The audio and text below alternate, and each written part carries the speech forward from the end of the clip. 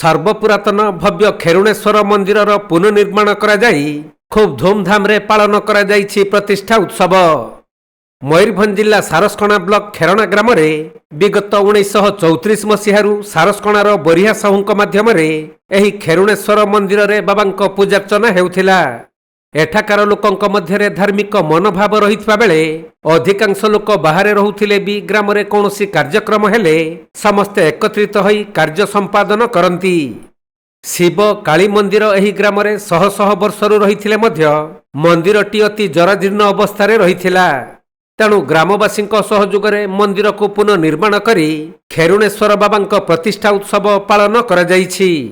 ଏହି ପ୍ରତିଷ୍ଠା ଉତ୍ସବ 3 ଦିନ ଧରି ପାଳନ କରାଯାଇଥିବା ବେଳେ ପ୍ରଥମ ଦିନ ଶ୍ରଦ୍ଧାଳୁ ଭକ୍ତଗଣ ଗ୍ରାମ ପୁଷ୍କରିଣୀରୁ ଘଟ ଉତ୍ତୋଳନ କରି ଏକ ଶୋଭାଯାତ୍ରା ମାଧ୍ୟମରେ ବାବାଙ୍କ ପୀଠକୁ ଆସି ଘଟ ସ୍ଥାପନା କରିଥିଲେ। ପରେ ଆରମ୍ଭ ହୋଇଥିଲା ଯଜ୍ଞ କାର୍ଯ୍ୟ। ଭଦ୍ରକ ଓ ବାଲେଶ୍ୱର ଜିଲ୍ଲାରୁ ଆସିଥିବା ଅଭିଜ୍ଞ ପଣ୍ଡିତମାନଙ୍କ ଦ୍ୱାରା ଯଜ୍ଞ ବେଦୀରେ ପୂଜାର୍ଚ୍ଚନା ସମାପନ କରାଯାଇଛି।